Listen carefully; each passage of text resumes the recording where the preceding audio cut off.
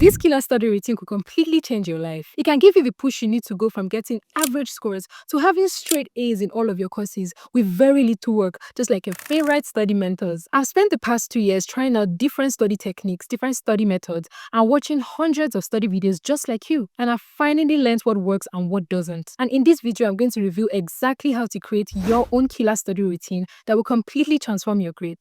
And it all comes down to 4 simple steps. The first one is by far the one that is most important, yet is the most overlooked. You see, there are 2 different kinds of students. Let's call the first student David and the other student Sarah. David goes to class every day, listens to the lecturer yap all day and pretends to pay attention. He's been doing this for years without fail and has become so used to this 4 routine of being a good student that he has forgotten the main reason why he's actually in school. He usually ends up doing just alright and gets 50 to 60% in his exams. He doesn't like those scores, but he has come to live with them as his reality. But Sarah, on the other hand, takes her time to study the next topic before the class, and in just as little as 15 minutes, she takes the time to go over the topic for the next day as much as she can. And then when the exam season comes around, she scores nothing less than 70% in all of her courses. Her teacher loves her, every other student looks up to her, and she ends up as the best student in the class. You see, going to class makes you a good student, but studying before going to class, chef's kiss. It gets you ahead and prepares you for the information you'll be receiving during the lecture. It also prevents you from getting lost during the lecture and also deepens your understanding in that subject. So the first step is to always review the next topic beforehand. For me, what I do is that I take out 10 to 15 minutes the night or the day before the class to just familiarize myself with the topic and the whole concept in general. You can do so by using your textbooks,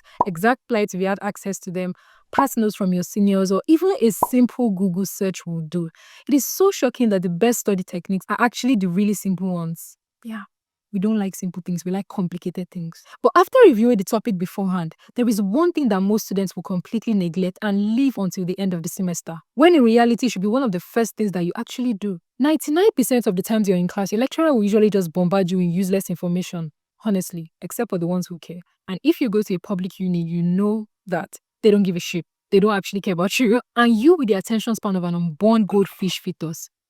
It used to be attention span of a goldfish before, but now it has been reduced to the attention span of an unborn goldfish fetus to show how bad it is. You will keep looking like a dummy till the class is over. If you're not participating in class, you are never going to gain anything. And you will never actually do well in school. It's just fact. I'm not even cursing you. So that's why you want to pay attention during your classes. You might think, nah, I'll just get Sarah's note at the end of the class. It's not that deep. I dare say that there is something that listening actively and paying attention actually does to your brain. Even this crappy online site agrees with me. You see, there are different ways we learn. By seeing, by hearing, by touching, by writing. My personal favorite is by seeing. Obviously, I have 4 eyes for that reason. If you're not taking the pain to pay attention during your classes, how are you going to know what sort of learner you are? And not knowing what type of learner you are keeps you in this constant clueless loop of not knowing how best to study. So, how do you make good use of your time in class? I do so by utilizing all my 5 senses. Literally all of my 5 senses. Each of the learning methods that I mentioned earlier is based on a combination of these 5 senses. Seeing, hearing, touching, smelling, tasting. Maybe smelling and tasting may not relate to you except you're in cooking school or something like that. Anyway, you should try each of these learning methods and see which of them work best for you and helps you to assimilate faster. If you're a listener, then listen more. If you're a visual learner, then pay attention to the slides or to pictures. If you learn by touching, just don't touch your lecturer. I don't know how you're going to do it, but if your stuff involves something practical, ensure that you're going all hands-on. Definitely helps you if you're a touchy learner.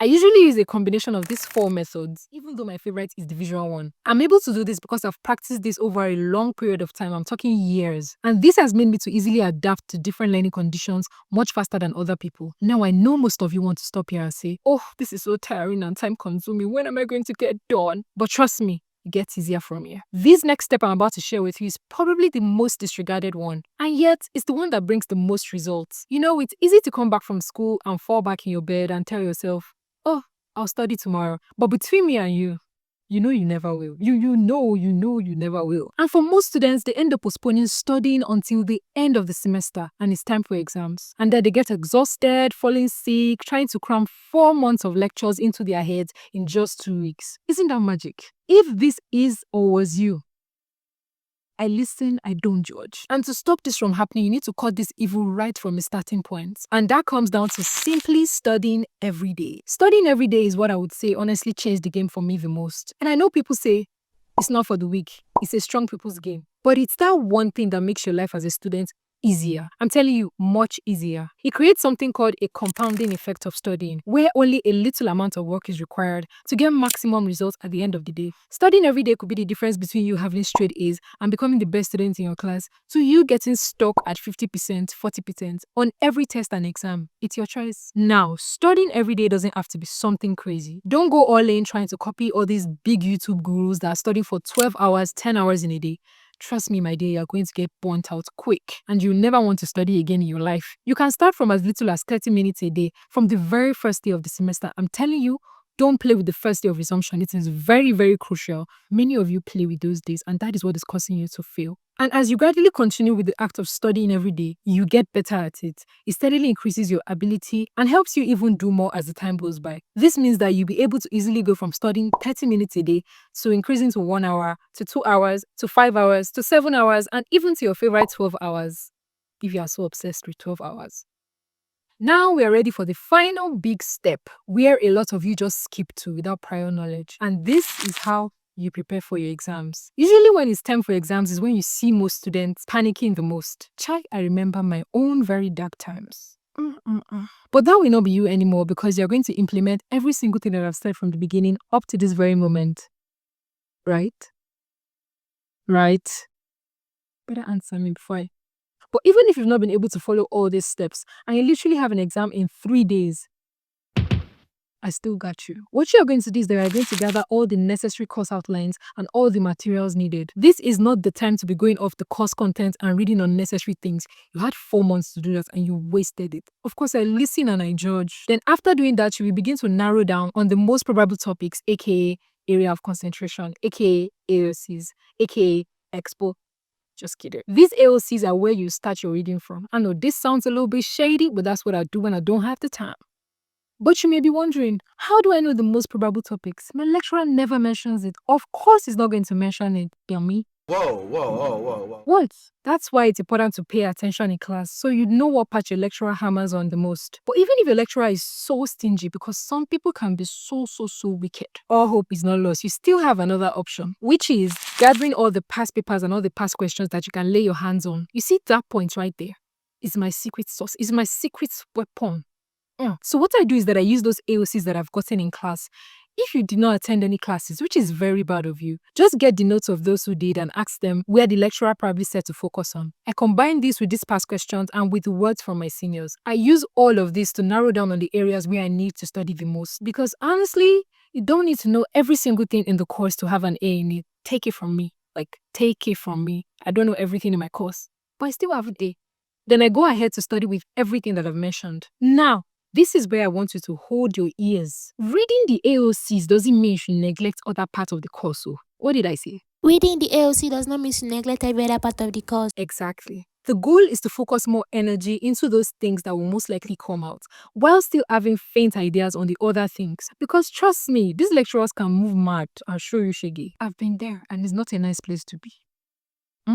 Then after studying, I close my notes and test myself using those same past questions. Testing yourself is like a litmus test to help you. Testing yourself is like a little... Why did I repeat test 2 times? Testing yourself helps you to know if you truly understand what you've been studying or if you've just been wasting your time. It also helps you to know what to focus on more and what to leave for later. After doing all of this, I don't just stop there and say, oh, I've done enough. I've done my best. I can't go for that. I go an extra step by joining group discussions, which I've seen that many people don't believe in. And trust me, I used to be you before who says group discussions don't work for me. But I hate to break it to you that you've probably not found the right people. Having to discuss and explain what you've studied to other people is a solid way to cement everything that you've read. You think practicing questions are fire? Try group discussions and thank me later. I'm that confident. Now, your group discussions don't have to consist of 30 people. I'm well aware of your social anxiety issues. 5 people who have a common goal of having straight A's just like you is enough. And sometimes, the less the merrier. So, my friends, that's exactly how you can create a killer study routine to having straight A's all the time. Hallelujah. But there is something I failed to mention at the beginning of this video. Everything I just said is completely useless if you don't actually get up and get the work done. That is, stop procrastinating. Click this video right here if you want to learn how to stop procrastinating. And I'll see you next Saturday by 12 p.m. Professor Falaka says, peace. Oh. Peace. Bye.